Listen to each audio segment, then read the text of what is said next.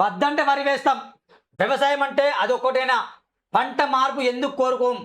Risk తీసుకోకుండా భయమా? తప్పు రైతు వ్యవస్థ. వ్యవసాయం అంటే ఒక్క వరి పంటనైనా అన్ని తెలిసిన రైతన్న పంట మార్పును ఎందుకు కోరుకోరు? తీరొక్క పంట వేసి తెలివైన రైతు తీరొక్క పంట వేసి తెలివైన రైతు అనిపించుకోవచ్చు కదా. పాత తరానికే తెలియకపోయినా కొత్త తరానికి ఏమైంది? శాస్త్రం కొత్త పుంతలు తొక్కుతున్నా ఇంకా పాత పద్ధతిలో వ్యవసాయం అంటే ఎట్లా? ఇది వ్యవస్థ లోపమా? రైతు వైఫల్యమా? మార్పు కోరుకుందామా? మనం ఇంతని కూర్చుందామా? నిజంగా మిత్రులారా, ఇది సంచలనమైన వార్త. రైతు లోపం, ప్రభుత్వం లోపం, అధికారుల లోపం, ఈ 3 లోపాలు మీకు తెలుసు అనుకుంటా.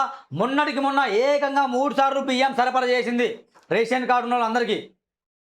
నేను చెప్తున్నా మరి బియ్యం ఆట గోదాంలో నుండి ఎలుకలు తింటున్నాయట.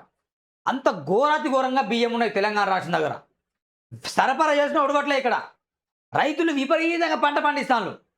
రైతులు నిజంగా వరి పండి ఇష్టపడతాను. దయచేసి వరి పండించకండి. మీరు వరి పండిస్తాను మళ్ళా వర్షాలు వచ్చి కొట్టుకుపోతున్నాయి.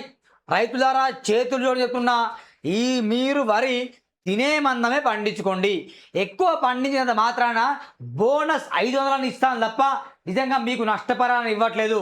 ఆ తర్వాత దానికి గిట్టుబాటు ధర రావట్లేదు. గిట్టుబాటు ధర వచ్చే పంటలు వేయండి. మీరు వరి వేసి ప్రయోజనం లేదు. నేను చెప్తున్నాను కదా, ఈ వరి తినడం వల్ల, ఈ రైస్ తినడం వల్ల ఏమవుతుంది తెలుసా? షుగర్ పేషెంట్ పెరుగుతారు. తప్పు మీది కాదు. రైతన్నది ఎప్పుడు తప్పు కాదు. కొంచెమే తప్పు ఉండదు రైతన్నది, కానీ మిమ్మాటికి ప్రభుత్వాన్ని తప్పు. ప్రభుత్వం చిత్తశుద్ధి చేసుకోవాలి. రైతుకు నిజంగా వరి మేము కొనం, రూపాయి కూడా ఇవ్వం అని చెప్పండి. ఫస్ట్ రైతు వరి వేయడు. గోధుమల్ని పండించండి అని చెప్పండి. ఎందుకో మహారాష్ట్రలో గోధుమలు పండిస్తారు, తెలంగాణలో ఎందుకు గోధుమలకు రేట్ లేదు? మరి గోధుమలకు ఒక 4,000 రూపాయలు ఇస్తామని చెప్పండి క్వింటల్కి. గోధుమలు 10,000 అని చెప్పండి, పండిస్తారు. శనగలు, పెసాళ్ళు, ఓకేనా, పప్పు దినుసులు అవి పండించడానికి మీరు అనుమతులు కల్పించండి. సబ్సిడీలో వాళ్ళకి విత్తనాలు ఇవ్వండి. జొన్నలు ఒకప్పుడు పండిస్తుంటే ఇప్పుడు జొన్నలు కరువైపోయినాయి. మక్కలు ఇప్పుడు విపరీతంగా పండించారు. ఇక ఒక రైతు మక్కలంటే 100 మంది రైతులు అదే పని చేస్తారు. ఇది రైతు వైఫల్యం కాదా? మరి ఒకరు మక్క పండిస్తే ఇంకొకరు వేరే పండించాలి కదా. అప్పుడు ఇద్దరికి డిమాండ్ వస్తుంది. మొక్కజొన్న తక్కువ పడితే మొక్కజొన్న డిమాండ్, వరి ఉంటుంది వరికి డిమాండ్. వరి మొత్తం పండించద్దని చెప్పట్లే, పండించండి, కానీ తినే మందం పండించండి. ఒక 2-3 సంవత్సరాలు విపరీతంగా గోదాంలో వరి ఉన్నది కాబట్టి దయచేసి మీరు వరి పండించకండి. కొంతవరకే మీరు తినే మందం పండించండి. ఎందుకంటే మీరు పండించకపోయినా గవర్నమెంట్కి సప్లై చేస్తుంది. అది బాగలేదు, ఆ బియ్యం తినలేమంటే కొంత మేరకు పండించండి. సంవత్సరానికి ఎంత పండాలో ఒక 20 క్వింటాలు పండించండి, సరిపోతుంది మీకు. 50, 100 క్వింటాలు పండిస్తే కొనడానికి అక్కడ స్థలమే కాలేదు. వర్షాలు వస్తాయి, ఒకవేళ మీరు బయట పెడతారు, ఆ పొలంలో చిన్న మిద్దె లెక్క పెట్టి దాని మీద వరి పెడతారు. మీరు అంటారు ప్రభుత్వం కొనట్లేదు. స్థలం ఉంటే కొనేది వాళ్ళు, స్థలమే లేదు, ఎట్లా కొంటారు వాళ్ళు? అది ఏడబెట్టాలి. మీరు తడిచి మీ ధాన్యం మీ పొలం తడిచి ముద్దద్దు అనుకోని ప్రభుత్వం కొని ప్రభుత్వం ఏడబెట్టుకోవాలి ధాన్యం. కాబట్టి ఏం అవసరం? పల్లీలు అవసరం, ఎల్లిపాయలు అవసరం, ఉల్లిపాయలు అవసరం, ప్లస్ పసుపు అవసరం. మిర్చి పండించిన తక్కువ వేశారు. ఒక 2 సంవత్సరాలు మిర్చి విపరీతంగా వేశారు. ఈ 2 సంవత్సరాలు తగ్గింది మిర్చి పంట. ఇప్పుడు వేయండి మిర్చి. అంటే అందరు కాదు, కొందరు మిర్చి. ప్రభుత్వం ఏం చేయాలంటే రైతులకు వాళ్ళ ఒక మంచి పని చేయాలి. ఒక్కొక్క రైతు ఉంటారు కదా, ఎకరంలో ఏం పండుతుంది. నిజంగా రైతులు ఏం చేస్తారంటే అప్పో సొప్పో ఇస్తే విత్తనాలు ఉంటారు కదా.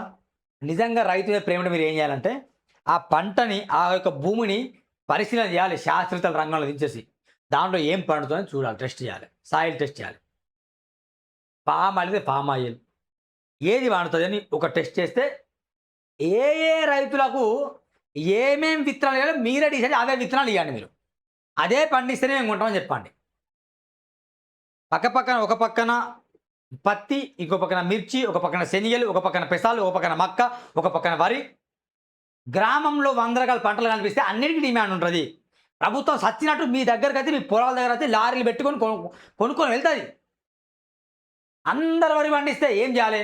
అందరు జొన్నలు పండిస్తే ఏం చేయాలి? అందరు మక్కలు పండిస్తే ఏం చేయాలి ప్రభుత్వం? ఇది రైతు కూడా వైఫల్యమే. అంటే ప్రభుత్వం అట్లా ఇవ్వాలంటున్నాను నేను ధరలు. ప్రభుత్వం విత్తనాలు ఇవ్వాలి. ఏ రైతుకి ఏమి ఇవ్వాలి? ప్రభుత్వం ఇవ్వాలి. దానికి సరిపడ మందులు కూడా ఇవ్వాలి. గతంలో బీఆర్ఎస్ ముఖ్యమంత్రి సన్యాసి, శుద్ధపూస, ఫామ్ హౌస్, తాగుబోతు, ఎవరు వాడు? ఆయన పేరేంది? కల్వకుంట్ల చంద్రశేఖరరావు. కల్వకుంట్ల తాగుబోతురావు ఏం చెప్పిండు? మమ్మల్ని గెలిపిస్తే 24,100% ఎరువులు ఉచితంగా అని చెప్పిండు. చెవిలో పువ్వులు వేసిండు. ఎరువులు ఉచితంగా ఇచ్చిందా?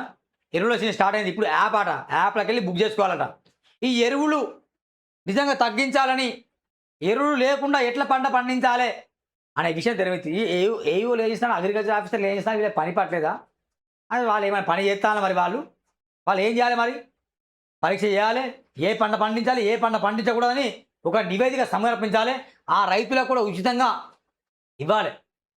ఏమైతే ఉచితంగా ఇస్తే ఏమైతే తప్ప? ఉచితంగా స్కీములు ఇవ్వచ్చు, అందరూ ఉచితంగా ఇస్తున్నాం కదా.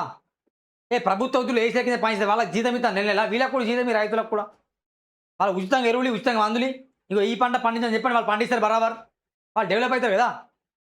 ఆ పని చేయడం చేత కదా ప్రభుత్వానికి. అందుకే ఈ వార్తలో ఏముంటో నాకు బాగా తెలుసు కాబట్టి నేను వర్ణించే ప్రయత్నం చేసిన. దయచేసి మీరు ఏ పంట పండించాలనో డిసైడ్ కండి ఒకసారి. అధికారులు నివేదిక సమర్పించండి. రైతులకు ఎరువులు కావచ్చు, విత్తనాలు ఉచితంగా ఇవ్వాలి. ఉచితంగా ఇవ్వాలంటే రైతు కడుపులో నువ్వు పుడితే ఈ వీడియో షేర్ చేయి. నేను రైతుకు పుట్టలే అని చెప్తే నువ్వు షేర్ చేయకు ఈ వీడియో. మీ ఇష్టం బాయ్. వ్యూస్ వచ్చినా రాకపోయినా నాకు బాధ లేదు. నా బాధ నా విధంగా వ్యక్తి నా బాధ్యత.